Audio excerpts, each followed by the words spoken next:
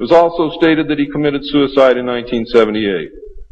This cannot be validated by any source, and I believe that several so-called facts in the book are really disinformation. However, I can assure you that Alternative 3 is real. I firmly believe that this disinformation is a result of pressure put upon the authors and is meant to nullify the effect upon the populace of the British TV expose entitled Alternative 3. The headquarters of the international conspiracy is in Geneva, Switzerland. The ruling body is made up of representatives of the governments involved as well as the executive members of the group known as the Bilderbergers. Meetings are held by the policy committee when necessary on a nuclear submarine beneath the polar ice cap. The secrecy is such that this was the only method which could ensure that the meetings could not be bugged and is the only place where they discuss their most secret matters. I can say that the book is at least 70% true from my own knowledge and the knowledge of my sources.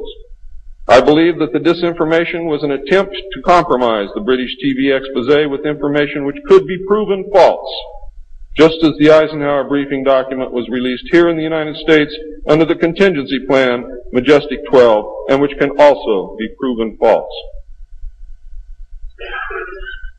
Since our interaction with the aliens began, we have come into possession of technology beyond our wildest dreams. A craft named Aurora exists at Area 51, which makes regular trips into space. It is a one-stage ship called a TAV, or Trans-Atmospheric Vehicle.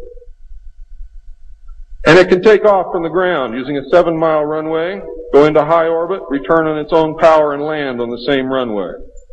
We currently have and fly atomic-powered alien craft at Area S4 in Nevada. Our pilots have made interplanetary voyages in these craft and have been to the Moon, Mars, and other planets aboard these craft.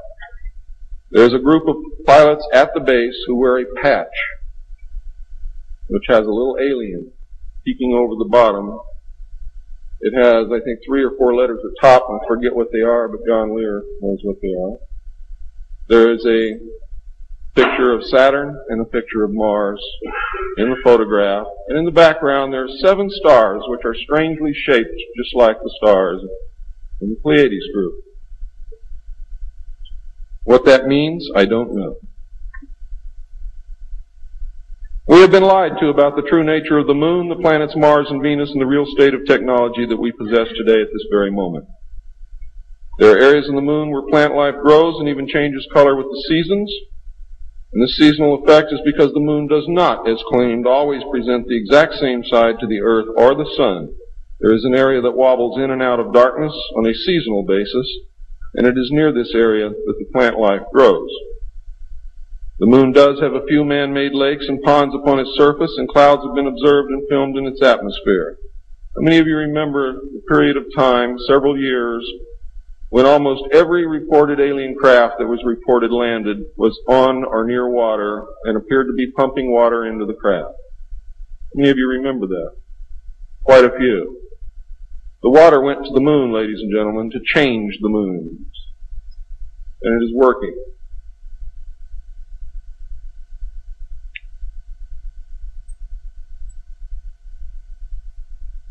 It possesses a gravitational field, and man can walk upon its surface without a spacesuit, breathing from an oxygen bottle after undergoing decompression the same as any deep-sea diver. Ladies and gentlemen, if you can come from 1,200 feet underwater to the surface through decompression, you can go from the surface to 1 atmosphere of vacuum.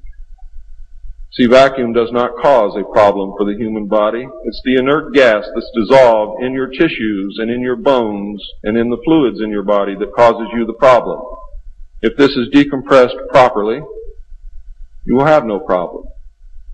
All you need is a very small amount of oxygen, very small pressure to breathe. You will suffer no harm, except for one thing, that oxygen becomes toxic after breathing it over a long period of time. Therefore, excursions would have to be of a minimal time length. Other than that, there is no reason why you or anyone else cannot walk on the surface of the Moon or in space in a vacuum without a spacesuit. How do I know? I used to be one of the world's experts on deep sea mixed gas breathing mixtures for divers and on deep saturation diving. when I was the head of the Department of the Mixed Gas Deep Saturation Diving Division of the College of Oceaneering. And I can tell you now, it's much easier to decompress to a vacuum and walk on the surface of the moon than it is to bring a man up from 600 feet.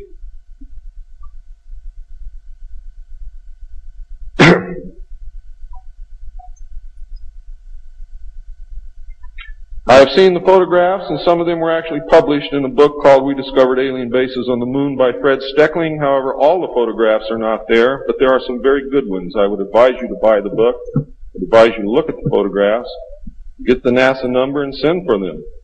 I doubt that you can still get them, but at one time you could. In 1969, a confrontation broke out between the human scientists and the aliens at the Dulce Underground Lab. The aliens took many of our scientists hostage. Delta forces were sent in to free them, but were no match against the alien weapons. 66 of our people were killed during this action. As a result, we withdrew from all joint projects for at least 2 years. A reconciliation eventually took place, and once again we began to interact. As far as I know, today we are interacting with the aliens. Now,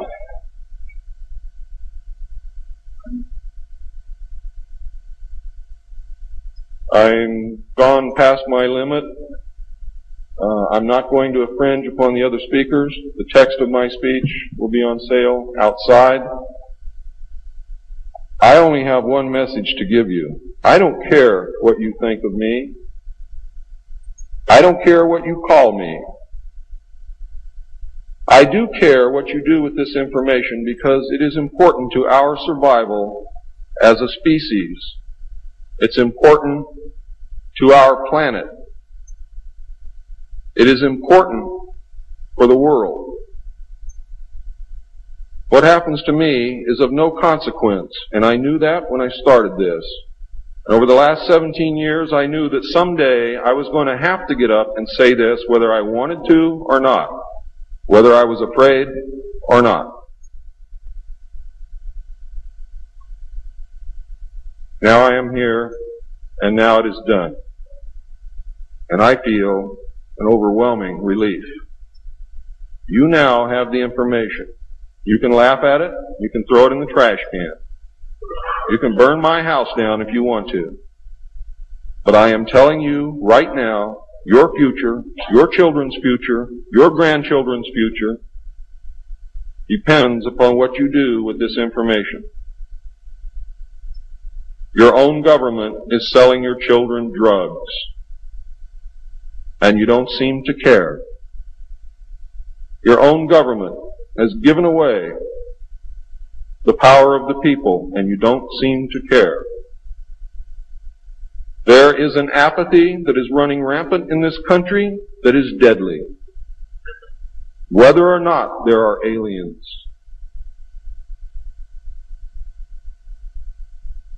We are truly now at this moment a nation of sheep.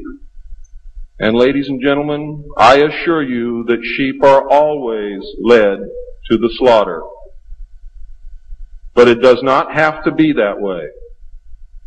There is tremendous power in knowledge. There is also tremendous power in secrecy. Take away that secrecy, you make sure that you're informed, and you can change things and stop fighting with each other. Thank you.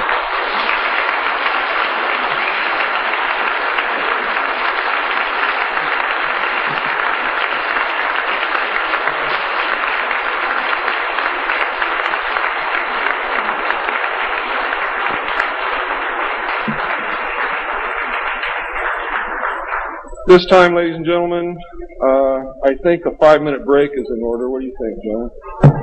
It's been a long time. Please keep it to 5 minutes because we really are very limited on time.